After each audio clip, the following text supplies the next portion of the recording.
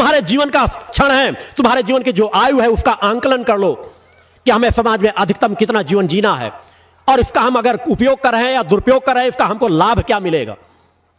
चूंकि मैंने कर्म प्रधान का चिंतन पूर्व में दे रखा है कि हर मनुष्य के अंदर वह सुपर कंप्यूटर बैठा हुआ है।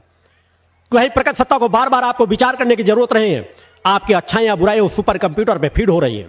जैसा आप करेंगे उसके फल को, परिणाम को आपको ही भोगना पड़ेगा। यदि आप सचेत हो गए तो उस कंप्यूटर पर अच्छाइयों को फीड करना शुरू कर देंगे तो कल को आपके साथ अच्छाइयां आना शुरू हो जाएंगी। आज आपके सामने समस्याएं हैं, उस समस्याओं के जन्मदाता आप स्वतः हैं। उन्हें कहीं ना कहीं पे विराम दो। कष्ट दुखदाई नहीं होते, आपकी सोच दुखदाई होती है। अभाव कभी दुखदाई नहीं होते। आप भाव तो लाओ, हर भाव हमको अपने माता पिता से सीखना चाहिए, क्योंकि सबसे पहले हमारे गुरु तो वही होते हैं। यदि एक जगह माता पिता हो और बच्चा हो और किसी जगह एक्सीडेंट उनका तीनों का हो जाए, माता पिता के दोनों पैर कट गए हो, बच्चे के पैर में कोई खरोच आ गई हो, माता पिता अपना गम भूल जाएंगे। सबसे पहले उस बच्चे के दर्द पर उसकी निगाह जाएगी, हाथ बढ़ेंगे अपने दर्द की ओर नहीं, उस बच्चे के दर्द को फैलाने की ओर बढ़ेंगे। यह माता पिता पर चिंतन आया कहां से? वह माता पिता तो उन्हीं उस प्रकट सत्ता की ही एक अंश है। जो कुछ उनके अंदर समाया है वो ममत्व समाया है। वो ममत्व उन्होंने अपने अंदर से पैदा नहीं किया, उस आत्मा ने पैदा किया है। जब वह माता पिता एक बच्चे के अगर साधारण से चोट लगती है, पहले निगाह उधर जाती है, पहले बच्चे को सहारा देंगे, बेटा तुम्हारे लगा तो नहीं, बाद में अपने दर्द को देखेंगे। जबकि वही दर्द यदि अकेले लग जाए तो हो सकता है तड़पे कराहे, तो दर्द हमारा दूर क्यों हो जाता है? उस क्षणों पर हमें दर्द का एहसास क्यों नहीं हुआ यदि हम किसी के माता पिता हैं? इसका तात्पर्य कि दर्द हमारे लिए दुखदाई नहीं है, दुखदाई हमारी सोच और विचारधारा है। उसी तरह यदि हम समाज में आज सोच लें कि हमारे पास भले अभाव है, हमारा जीवन संघर्षों का है, मगर हमसे भी अधिक संघर्षों का जीवन दूसरे जी रहे हैं, वो भी हमारे अपने भाई हैं, हमारे उस प्रकट सत्ता के ही अंश है। हम उनके दुखों की ओर देखने लगे, उनके दुखों पर हम किस तरह सहारा दे सकते हैं, उनके घावों पर हम किस प्रकार मलहम लगा सकते हैं, हमारे दुख कम होने लग जाएंगे। हम भूखों को देखना शुरू कर दें कि वो एक रोटी में 4 लोग बांट कर खाते हैं, तो हमारी भूख अपने आप मर जाएगी। हमारे अन्नमय कोष से हमारा प्राणमय कोष जागृत होने लगेगा। क्योंकि किसी से जुड़ने का तात्पर्य है हम उसके समान बनने का प्रयास कर रहे हैं। तो गुरु से जुड़ने का तात्पर्य तो यही होता है कि हमको गुरु की विचारधारा को ग्रहण करना है, गुरु की ऊर्जा को ग्रहण करना है। गुरु किस प्रकार के जीवन जी रहे हैं उस तरह के जीवन हमें भी जीवन जीना है। उसका अभ्यास आपको करना पड़ेगा। यदि तुम्हारे अंदर सेवा भाव आ जाएगा तो तुम्हारे कार्य करने की क्षमता अपने आप बढ़ती चली जाएगी, क्योंकि देने वाली प्रकट सत्ता बैठी है। आप कुछ नहीं कर रहे हैं, यह शरीर कुछ नहीं कर रहा, मैं कुछ नहीं कर रहा, मगर जब आप करना शुरू कर देंगे तो वह प्रकृति का चेतना तत्व जो आपके अंदर प्राण में कोष है वो जागृत होने लगेगा। तमोगुण और रजोगुण के बजाय वो आपके अंदर सतोगुण प्रभावक होना शुरू हो जाएगा। अभ्यास करना पड़ता है, इसके लिए नित्य चिंतन करना पड़ता है। क्योंकि मैंने बार बार कहा है कि पूजा भले चाहे कम करो, मगर ध्यान की क्रियाओं में अधिक रत रहो। पूजा में भी ध्यान लगाने का प्रयास करो। मनुष्य के अंदर ध्यान, मन को एकाग्र करने के लिए ध्यान सबसे सशक्त माध्यम है। आज्ञा चक्र में ध्यान के बारे में मैंने कई बार बतलाया है कि पूजा करने में भी बैठो तो ध्यान से बैठो। पूजा जब पूर्ण कर लो तो चाहे थोड़ी देर 2 मिनट ही बैठो, मन को एकाग्र ध्यान करो। मन को संयमन करने के लिए, मन को एकाग्र करने के लिए आपके अंदर केवल एक ध्यान का एक क्रम है। अभ्यास यदि आप करें, आप कहते हैं हमारा पूजन में मन नहीं लगता, हम 2 घंटे बैठना चाहते हैं मगर आधे घंटे में हमको नींद आने लगती है, आधे घंटे में हमको आलस्य आना लगता है। जिस तरह मैंने बार बार कहा कि माता पिता के साथ यदि बच्चे को चोट कम लगी हो, उनको ज्यादा लगी हो, बच्चे की चोट देख करके अपने गम को भूल जाते हैं। उसी तरह ध्यान में भी कहीं ना कहीं आप गलती कर रहे हैं। ध्यान आप लगा नहीं रहे। ध्यान के लिए बैठ तो जाते हैं, पूजन के लिए बैठ तो जाते हैं, मगर पूजन में आपका मन क्यों नहीं लग पाता? यदि मैं दूसरे पक्ष में कह दूं कि यदि एक प्रेमी प्रेमिका रात भर बैठे रहें तो उन्हें नींद नहीं आएगी। शरीर तो वो भी है, आपके अंदर से ही है, उनके भी अंदर वही शरीर, वही मन, वही आत्मा बैठी है। किसी के रात भर भी शादी चलती है, एक बार भी झपकी नहीं आती। कोई लड़का या लड़की नहीं कहती हमको नींद आ रही है, हम पहले सोने जाएंगे, बाद में भी अपनी शादी संपन्न करवाएंगे। वह क्षमता है शरीर के अंदर आपके। एक चोर रात भर ताकता रहता कि मुझे फला जगह चोरी करना है, कब ये घर से हट के जाएगा। मैं किस तरह रात भर ताकता रहता, जब सब लोग सो जाते हैं तो प्रातःकाल कहीं सेंध मारता है। उसको नींद नहीं आती। उन्हें आलस्य क्यों नहीं आता? तुम्हें आलस्य क्यों आ जाता है? कहीं ना कहीं वह कमी है। उस कमी को तलाशो, सोचो कि क्या तुमने गुरु सत्ता से वह रिश्ता जोड़ा है? क्या तुमने प्रकट सत्ता से वह रिश्ता जोड़ा है जो रिश्ता तुम समाज के साथ जोड़ लेते हो, अपने कार्यों के साथ जोड़ लेते हो? रिश्ते जोड़ने की सामर्थ्य आपके अंदर कम नहीं है। प्रकृति सत्ता ने जो सामर्थ्य दी है वह कमी आज भी नहीं की है आप लोगों के, मगर सिर्फ उसका जो आपके अंदर ऊर्जा दी है उसका सिर्फ तुम दुरुपयोग करने लग गए हो। पूजन में बैठते हो, मन नहीं लगता। क्यों नहीं मन लगता?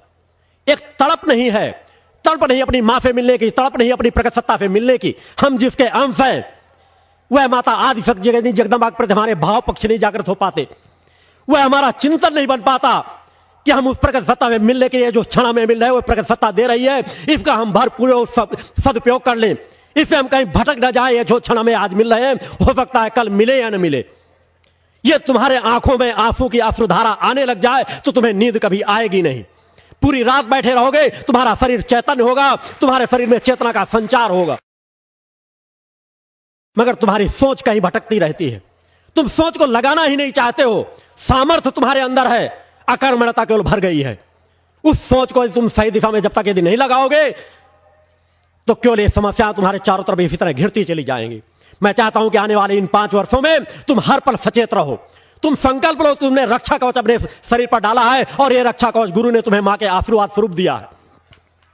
यह रक्षा कवच तुम्हारे एक साधक की पहचान है। तुम्हें साधक बनना और साधक बनकर के समाज में दिखाना है कि तुम साधक बनकर के इन अभावों के जीवन में तुम गरीब हो, असमर्थ हो, असहाय हो, मगर उनसे ज्यादा चेतनावान बन सकते हो जिनके पास सब कुछ सामर्थ्य आज है। मैं चाहता तो अमीरों को पकड़ सकता था, मैं चाहता तो धनवानों को पकड़ सकता था, मगर इन 10 वर्षों में मेरा संकल्प था कि मैं अपनी पूरी ऊर्जा केवल समाज के उन गरीब वर्गों में दूंगा, आम समाज को और ज्यादा से ज्यादा प्रवाहित करूंगा। मुझे भी आवश्यकता है कि आश्रम का निर्माण जल्दी बन जाए, मगर मैं व्याकुल ही नहीं हूं। मेरे अंदर इस बात की कोई व्यथा ही नहीं है। अपने शिष्यों से केवल अपनी बात कहता हूं, जिस दिन उस आश्रम को बनना होगा वह बन जाएगा। हमें सिर्फ अपना कर्म करना चाहिए। हम जो कर सकते हैं उसमें कोई न्यूनता ना हो। मैं जो कर सकता हूं मैं न्यूनता करने का कभी प्रयास नहीं करता, और यदि न्यूनता किस प्रकार से हो जाती है तो हर पल उस प्रकट सत्ता से आशीर्वाद मांगता रहता हूं कि आज हो गई, कल ऐसी न्यूनता ना हो। तुम भी वह कर सकते हो। भाव पक्ष है, ध्यान पक्ष है, केवल दिशा नहीं मोड़ पाते हो, उस दिशा में अपने आप को लगा नहीं पाते हो। पूजन में बैठे उस समय कुछ थोड़ा बहुत ध्यान लगा, पूजन से हटे भी वह विस्मृत हो जाता है। भूल जाते हो अपने आप को। अपने आप को मैं इसलिए कह रहा हूं तो अपने अंदर, आपके अंदर वह चेतना बैठी है। यह तुम चेतना को ध्यान करो तो प्रकट सत्ता का ध्यान सदैव बना रहेगा, हर पल बना रहेगा, हर क्षण बना रहेगा। आपके अंदर ध्यान की सामर्थ्य है, सोचने की जरूरत है, सचेत होने की जरूरत है। उस ध्यान का सदुपयोग करना शुरू करो। ध्यान को प्रयास करो, मन को एकाग्र करने का प्रयास करो। ये तुम ध्यान करने की क्रियाओं को सीखोगे तो तुम्हारा मन एकाग्र होने लगेगा, और इन सभी सत्य कर्म में जो तुम्हें सत्य है, संतोष है, इनमें तुम्हारा कहीं ना कहीं वह आपके अंदर चेतना जो बैठी हुई है वह आपकी सहायता करने लग जाएगी। आपके अंदर चेतना का संचार करने लग जाएगी, आपकी कार्य क्षमता बढ़ने लगेगी। केवल यदि कहानियों किस्सों में उलझ गए, मैंने इसीलिए कहा था मैं धर्म ग्रंथों का मान सम्मान करता हूं, आदर करता हूं, किसी धर्म ग्रंथों का अनादर नहीं करता, साधु संत सन्यासियों का अनादर करने की बात नहीं कहता। मगर जो समाज में विषमताएं हैं कि हमारे धर्म ग्रंथों को बहुत कुछ बदल दिया गया है, बहुत कुछ उनमें इस तरह की चीजें आप भर दी गई हैं कि उनमें तुम यदि उलझोगे तो उलझ करके रह जाओगे। समाज के जिन साधु संतों पर मैं कई बार टिप्पणी कर देता हूं, उनको मैं देखता हूं, जानता हूं, इसलिए उन पर टिप्पणियां करता हूं कि जहां जो कमियां हैं वहां पर आघात करता हूं, क्योंकि मेरा धर्म और कर्म भी है। मगर मेरे लिए सम्माननीय सभी हैं जिनके अंदर सत्य है। क्योंकि मैं सत्य का सम्मान करता हूं, वह सत्य का सम्मान नहीं करता। इसलिए तुमसे कहता हूं कि पहले अपने आत्मग्रंथ को पढ़ो। यदि तुम आत्मज्ञानी बन गए तो धर्मज्ञानी अपने आप बन जाओगे। किस धर्म ग्रंथ में क्या सत्य छिपा पड़ा है, उस सत्य को तुम स्वतः समझने लग जाओगे। वह समझ क्या जो हम दूसरे की समझ से समझे? समझ तो वह है जब हमारी अपनी समझ जागृत हो जाए, हमारी सत्य की समझ जागृत हो जाए। और सत्य में भी कभी तमोगुणी समझ को आप अपनी समझ मान ले तो कभी नहीं सुधर पाएंगे। इसलिए आपको साधक बनना पड़ेगा, आपको कर्मवान बनना पड़ेगा। कलयुग में कर्म की प्रधानता, जो कर गुजरा वही सफल है, जो नहीं किया वो असमर्थ सदैव बना पड़ा रह जाएगा।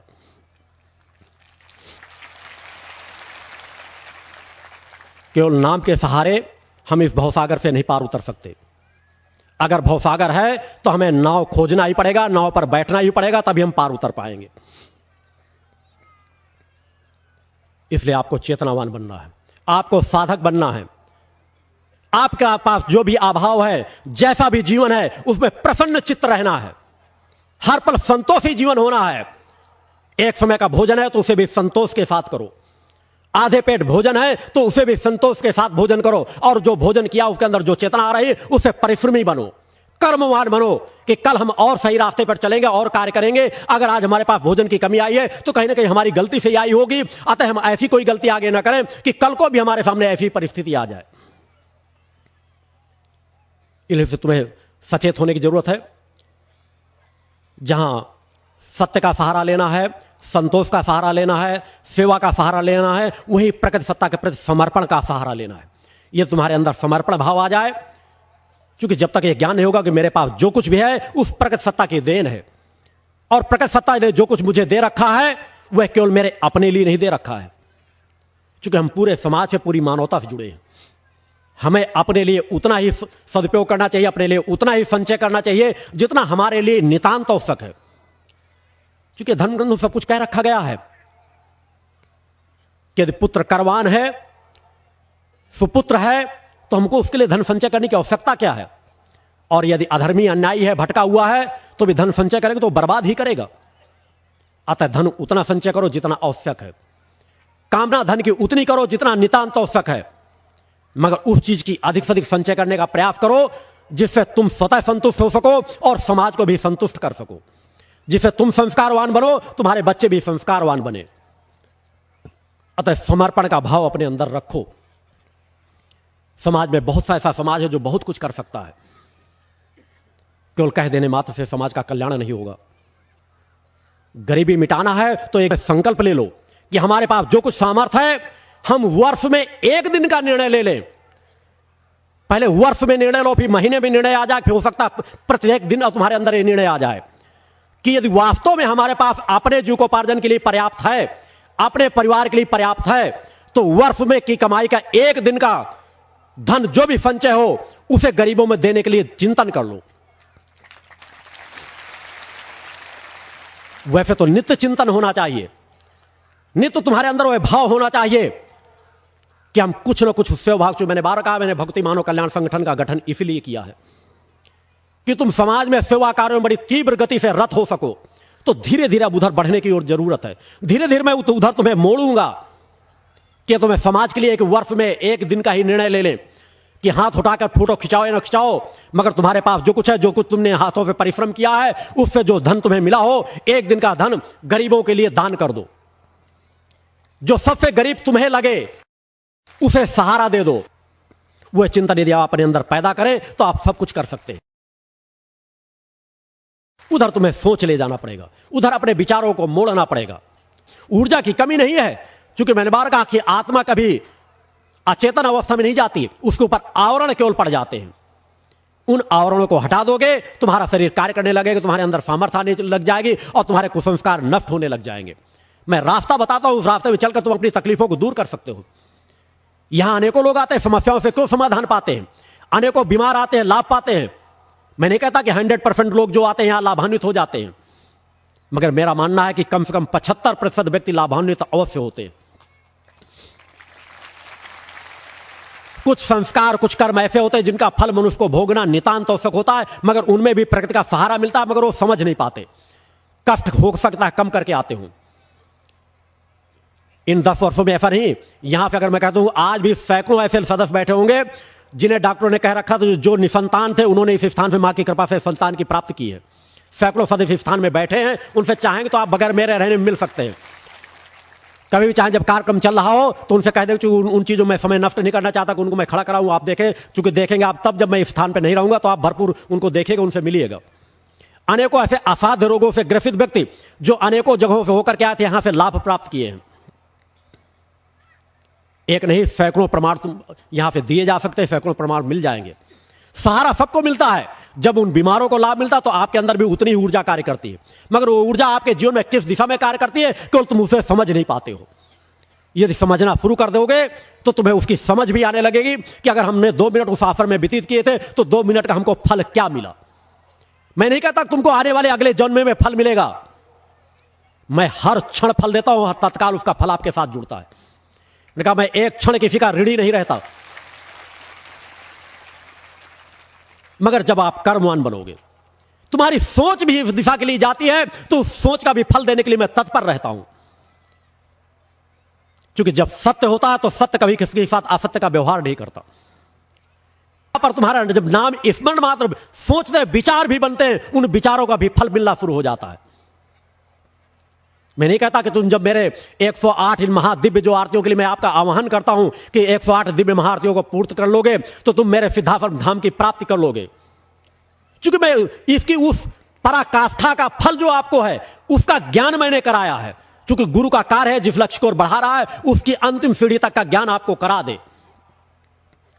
जब वह दिव्य धाम 108 महाआरती में आपको प्राप्त हो सकते हैं तो उसकी एक एक आरती का फल क्या आपके साथ नहीं जुड़ रहा होगा तत्काल? क्योंकि पहुंचोगे कैसे जब परिवर्तन तत्काल से शुरू हो जाएगा। क्योंकि उन ऊर्जा जितनी समाहित होती जाएगी उतने कुसंस्कार आपके धीरे धीरे नष्ट होना तत्काल शुरू हो जाते हैं। क्योंकि ऐसा नहीं होगा कि 108 महाआरतियों को तुम पूर्ण कर लोगे, उसकी अंतिम आरती में तुम पवित्र और पूर्ण बनोगे। पवित्रता का क्रम तो हर आरती से प्रारंभ हो जाएगा। इसीलिए मैंने 11 आरतियों को कार्य जोड़ा था कि 11 आरतियों को जो पूर्ण कर लेगा वह अगले जन्म में पुनः आकर इन क्रमों से अवश्य जुड़ जाएगा। मैंने पूर्व में एक चिंतन भी दिया था कि मैंने बार कहा काल का कोई भी चक्र मुझसे छिपा हुआ नहीं है। किस व्यक्ति का जन्म इस जीवन में किस लिए हुआ है, इसका पूर्व जीवन क्या था, इसका आगे आने वाला जन्म क्या होगा। क्योंकि मैं अपने बारे में भी जानता हूं, उस प्रकट सत्ता ने मुझे जो ज्ञान दिया है उस पर मैं ये जानता हूं कि मेरा पूर्व क्या था, वर्तमान क्या है और भविष्य क्या होगा। जब मैं अपना जानता हूं तो तुम्हारा भी बताने की सामर्थ्य रखता हूं। यह कार्य मैंने समाज में अनेकों क्षेत्रों में किए हैं, मगर जब संकल्पबद्ध हुआ हूं तो फिर भी मैंने एक मौका दे रखा है कि समाज का अगर विश्व स्तर का कोई ऐसा सम्मेलन हो तो मैं जिस तरह के पूर्व में कार्य कर चुका हूं, किसी को शारीरिक रूप से लाभ देने की बात हो, किसी को अन्य प्रकार से जिस तरह से समाज समझ सके कि इससे लगे कि धर्म और सत्य आज जीवित है, उस तरह के 2-4 कार्य कहीं भी करके दिखाने के लिए तैयार बैठा हूं। तो लाभ मैं आपको तत्क्षण देता हूं, एक पल भी आपका बेकार नहीं गुजरने देता। क्योंकि मैंने बार बार कहा कि मैं अगर आपका आह्वान करता हूं कि आप इस स्थान में आए तो इसलिए नहीं आह्वान करता हूं कि आप लोग आएंगे मुझे धन संपदा देकर चले जाएंगे। क्योंकि उस मार्ग में तो मैंने बार बार कहा है कि आपकी 1000 बार की गर्ज हो, कहना मेरा धर्म है कि सत्य मार्ग में मैंने बार बार कहा है कि अगर आपके अंदर सामर्थ्य है, पूर्णता है, तो आप समर्पण का भाव लेकर के आप कुछ करना चाहे तो कर सकते हैं। क्योंकि जन कल्याणकारी कार्यों में रोकने के लिए मैं कह भी नहीं सकता कि नहीं बिल्कुल तुम कोई सहयोग करने के भाव पर अंदर लियो तो सहयोग करो ही ना, मगर मेरा लक्ष्य वो नहीं रहता, मेरा चिंतन वो नहीं रहता। मैं आपका आह्वान करता हूं तो कभी मेरे अंदर भाव ये स्पर्श भी नहीं कर जाते। मेरा लक्ष्य है कि तुम चेतनामान बन सको, मेरे पास जो समय है उस समय का सदुपयोग हो सके, मैं अपने शरीर की चेतना तरंगे तुम्हारे शरीर में समाहित कर सकूं। तुम यहां कुछ समय बैठोगे तो तुम्हारा मन एकाग्र होगा, वह दिशाधारा जो तुम्हारे कुसंस्कार कलयुग एक दूसरी दिशा में मोड़ लेना जाना चाहता है, उस कलयुग को ठोकर मारकर तुम्हें मैं सतमार्ग में तुम्हारी दिशा को मोड़ सकूं।